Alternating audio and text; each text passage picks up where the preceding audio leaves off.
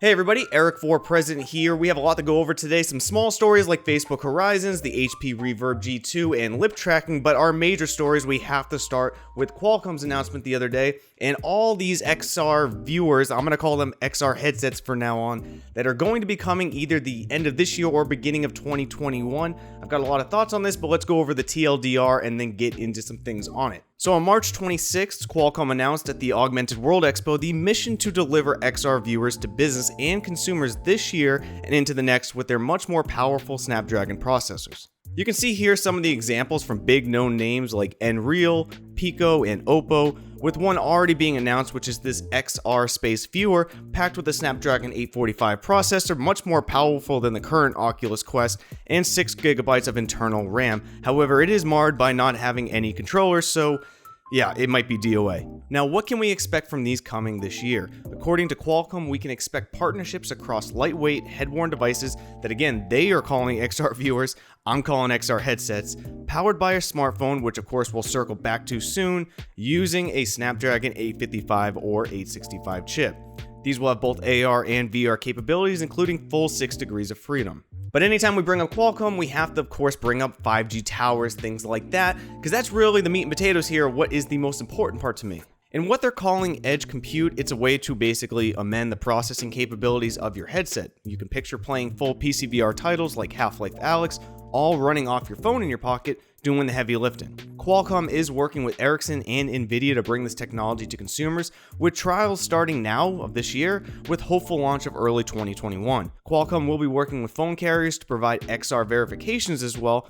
That way when purchasing a phone, you'll know which are recommended for VR and XR use. That's basically the TLDR of everything we know so far. As more details come out this year, we'll revisit each of these XR headsets probably individually, but again, we need to clarify that this is not a standalone VR gaming headset.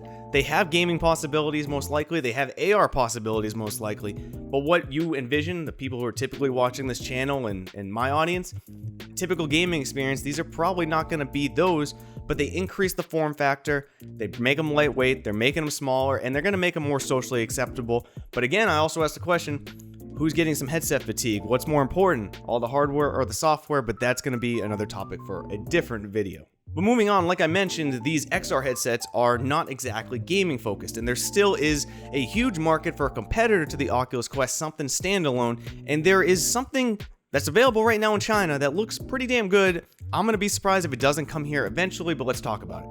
Now, my pronunciation is awful, so of course I'm going to spell this out and say it only once, but we need to keep our eyes out on this standalone innovation like this new iQUT 2 Pro, which is interesting but also a little bit messy. Let's review these specs. It does have 4K resolution or 2K per eye, a halo band for comfort, a fantastic 110 degrees field of view, 6GB of internal memory, but here's where it really shines. Reportedly, it will come with a 5 GHz Wi-Fi wireless tether feature that they claim will be the definitive and best streaming option to standalone headsets, with the additional capabilities to work with the current wireless attachment for the HTC Vive, although I can't find much info on that. Also, it will have a slot for expandable memory, so unlike your Oculus Quest, which has what it has, this is modular in the way to be able to store more in the future. And finally, it is Steam VR and Viveport compatible with Vive Wave support, and this can all be yours, and this is what's important, for $500 if you live in China. Now, HTC, we do need to bring them up when discussing about this headset because they are part of this equation, and HTC has less than favorable reviews in the West as of recently, but in the East, they are the dominating and driving innovator of VR and hold firm grasp on that market. Will you be very surprised? This headset is basically a Vive Focus Plus with half the cost, so tit for tat, it really can challenge the Oculus Quest.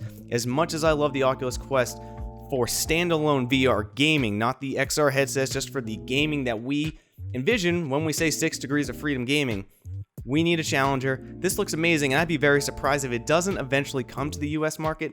Time will tell, but keep your eyes on this one. And now in a bunch of quickie news, let's review Neos VR and their new lip tracking integration, because honestly, bringing avatars to life, it is really changing on how you view social interactions in VR. As you may have seen this clip by Fruxius going around showing integration of the HTC Vive lip tracker into Neos VR. Here you can see avatars just coming to life, at least in my opinion, and I am kind of taken aback to what just simple, realistic touches can do to make that connection avatar to avatar. Now, we've talked about Neos VR before and showing React in VR using 11 different points of VR tracking to create a lifelike avatar. Now, I see innovations constantly like this in Neos VR, and honestly, it was definitely harder to use than, say, Rec Room or VR Chat, but what the end product is, I really hope to see Neos become more of a prominent standard in the social VR games. Now, I've had a few moments in Neos VR that kind of blur the lines between the typical social VR jankiness and seamless avatar interaction, and it really took me aback again to why VR was so interesting to me the first time I played it. Now, Neos VR, it is much more difficult to use than VR Chat and Rec Room, I can't deny that, but if you really take the time to learn it and hone your skills in it, you would be very surprised the difference talking to someone with these lifelike avatars are compared to, say, a VR Chat one. You almost can feel the person in that avatar. I know this sounds corny as hell, but you've got to try it. That's my recommendation. And we do have a very small update to the Facebook Horizons picture that was going around Reddit the other day. We spoke about it briefly, and that picture that I'm referring to is, of course, this one posted originally again on Reddit. Now, Alan Roach did a little legwork, and a name of the avatars may have been Boa.VR, an admin who works with Ty Hurd, who I trust his info, and most likely this picture has been confirmed to be a taste of what to expect from Facebook Horizons. Now, like many on Reddit, I did kind of reel back when seeing this, but someone did put this into perspective for me that this will have to work on the Oculus Quest and was promised to run at a stable 72 Hz with up to 50 people in a room. With that in mind, I'm really not sure what else I could have expected, but as of now, this image is most likely the real deal. I also had the knee-jerk reaction of the Oculus Quest basically sweeping the legs of Facebook Horizon from the start, making it have to run on the Oculus Quest when there's a lot more possibilities on PC VR. However, the more I think about it, that's super unfair. The Oculus Quest is standalone for a reason. It is one of the most prolific and popular headsets out there, of course, bringing more and more new users. It needs to work for the Oculus Quest, and my expectations probably need to be tempered on that. When looking over the social games that you can play on the Oculus Quest like Rec Room and VR Chat, I personally don't find them to be the most optimized for the Oculus Quest, with that experience being tremendously different than the PC VR version. So it would be nice to see if Facebook Horizons makes this more uniform social experience over PC VR and Oculus Quest so everyone can enjoy very similar things, but let me know your thoughts.